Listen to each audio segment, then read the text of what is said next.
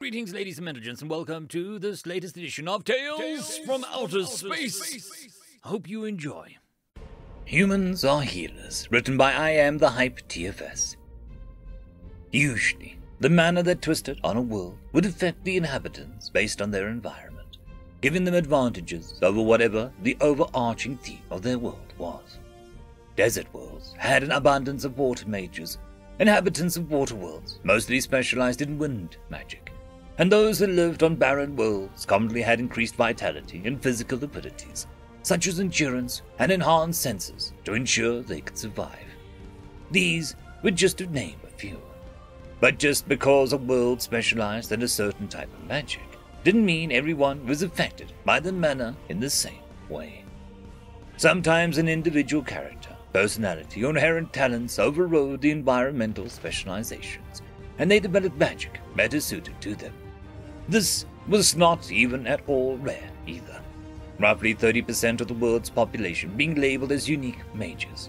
And because of their power was generally tied to their strongest traits, they experienced accelerated growth and prowess when it came to controlling their mana as compared to the majority of the population. They more often than not became influential figures of their worlds, and when they took to the stars, it would be a point of pride to compare and compete with the unique mages of other worlds. For the most part, these competitions were friendly, but of course there were those who took things too far, and it led to war. But these never lasted long, not because the sides were able to come to an agreement or wanted to settle things peacefully, but because too many unique mages would die if they lasted more than a few years.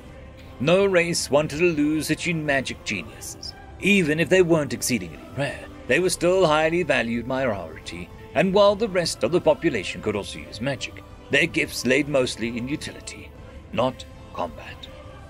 But there was a rare magic, so rare that perhaps only a single % of a world's population might show aptitude for it: healing magic.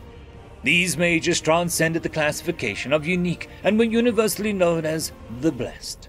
Commoner, nobility, male, female, writer, blacksmith, professor, illiterate. It did not matter who they were, what they did, or how educated they were. If someone showed even a hint of promise in healing magic, they, and any family they might have, were immediately taken under protection of care of the world's rulers. They would become saints in the eyes of anyone who learned of their gifts, and would enjoy luxury and respect on any world they visited, no matter if it was ruled by friend or foe.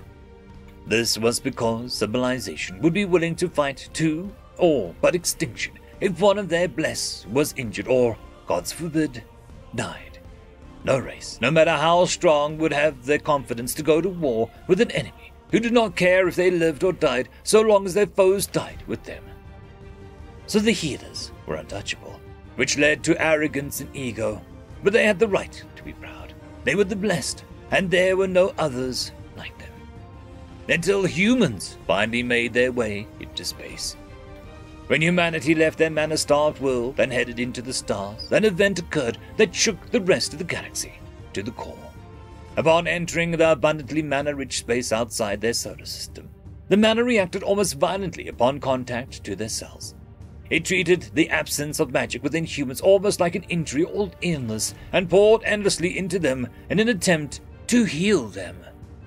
Leaving their system seemed to have acted like a punching through an invisible barrier as one humans aboard experienced mana for the first time.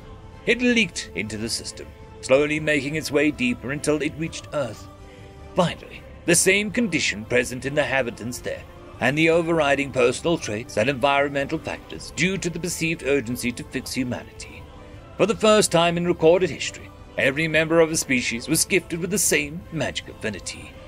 An entire race of blessed.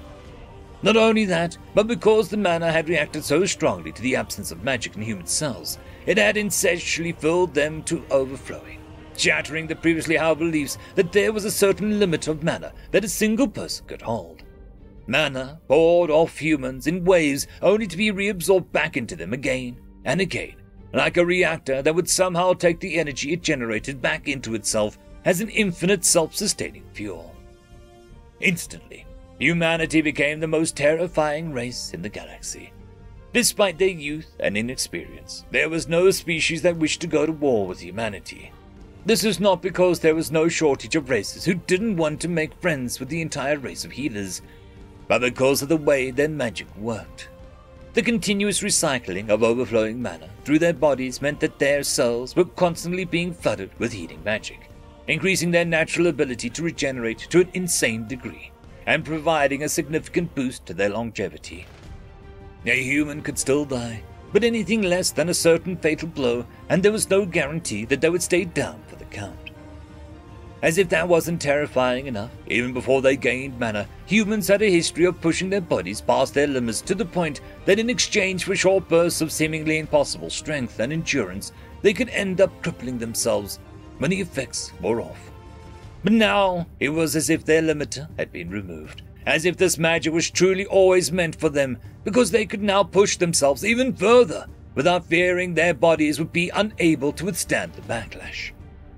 If humans were willing to push themselves past the literal breaking point in times of desperation and in anger when their own lives might be the cost, just how far would they now be willing to go, now that breaking themselves was little more than a temporary side effect? But, as would come to be considered the norm with humans, there was always a flip side. Their capacity for aggression and violence was countered only by the limitlessness of their compassion and adaptability. It was accepted that there were limits to healing, disease, and conditions that healing magic couldn't fix or was only temporary measure. But the human doctors, who had trained their whole lives to pull people back from the edge of death, with nothing but their own two hands, now had magic. They combined medical techniques and treatments with magic to perform operations that previously were theoretical or completely impossible. The rest of the galaxy had doctors, of course. There were only a handful of healers in each race, and they couldn't heal everyone, but they were just as limited as the humans used to be. If one was found to be a healer, then they were set for the rest of their lives. They had one job, and that was to use their magic. They didn't need to learn how to do anything else because of their already miraculous power. Why would a healer learn medical techniques when their power was enough for most situations? Why would they put in so much effort and time into something that they would only rarely or possibly even never use? The reliance on their magic became their crutch. But the humans were always looking to mix and match their talents, finding unorthodox ways to solve the unsolvable even before they learned that magic truly existed. Now doctors could save doomed patients, explorers could brave the harshest of unknown environments, soldiers could hold the line that much longer. They didn't fall into the same trap of haughtiness and self-importance their counterparts had, because they all had this extraordinary gift, not just a few. For humanity, making everyone special into the same way didn't make them the same or less special overall. They were all uniquely special in how they chose to use their shared gift. It was their own reasonings and desires that shaped how they wanted to use it, for themselves and for those around them. That was what made them special. While others might have seen this as a peak of their civilization and been satisfied with themselves, humanity's insatiable appetite for more drove them onward and upward in search of new peaks to climb and new limits to break through. More places to explore, more time to live, more knowledge to learn. There was nothing so great, not even this powerful magic that was the envy and desire of countless species, that could cause humanity to forget to march ever forward. And perhaps that is why, out of all the races in the galaxy, humans are healers. End of story. Story number 2. The Beautiful Ones, written by Fiamma Galathon. When we ascended into the stars, we never hoped to find someone similar to us. There probably was some life. Of course there was. The universe was too big to be empty of life, except us. And we found them. First, the slug-like race of the Guntari. Then, various other species, sapient species, that populated planets around different stars, closer or farther from their cradle world. It was an adventure all in itself. Making communications work, battling with xenophobia and hostility, both amongst us and among them. But it was worth it, because we weren't as alone as we feared we were. And then we met them. Them, the race that we named Feck, the beautiful ones. The Feck came from a world that was both a paradise and hell. It is lush with green forests, even more so than our homeworld once was. The water is plenty, and the beauty of the world is simply breathtaking. Walking here felt like dreaming. Until we saw how horrifically powerful the planet was. How, in the evening, it could transform kilometer upon kilometers of green, beautiful nature into barren wasteland. How unspeakable its whims were. And the animals. How can you even describe such things? The elegance, the beauty, the otherworldliness, mixed with horror that they flowery, powerful forms elicited, made you dizzy simply looking at one, even the most harmless. We were sure there was some sort of magic at work. We never before, and probably never after, found something like that. The sapient species of this world had to be something else. We had been sure of that. Well, we weren't that much off. They look uncannily much like us. Their forms familiar, and yet completely alien.